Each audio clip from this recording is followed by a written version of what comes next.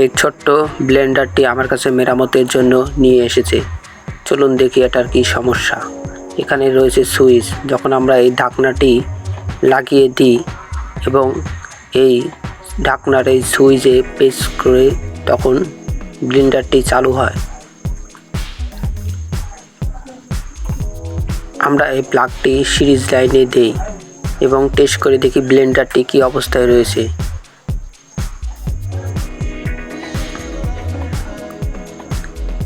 এই সুইচে যখন আমরা প্রেস করছি দেখা যাচ্ছে এখানে কোনো প্রকার লাইন নেই।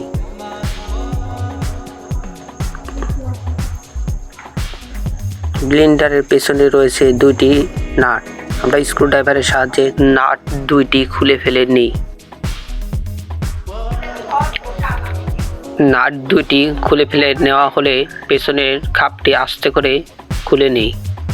আমরা দেখতে পাচ্ছি ভেতরে একটি রয়েছে প্রাইমারি কয়েল ও একটি সেকেন্ডারি কয়েল। এর সাহায্যেই মোটরটি ঘোরে এবং দুটি কার্বন রয়েছে এবং হাতলে রয়েছে একটি সুইচ।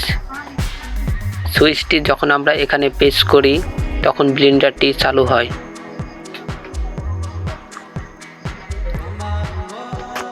সুইচটি আমরা শর্ট করেই এবং লাইনটি সিরিজে দিই। দেখা যাচ্ছে ব্লেন্ডারটি ঘোরার চেষ্টা করছে। আমরা সুইচটি চেঞ্জ করে নিই।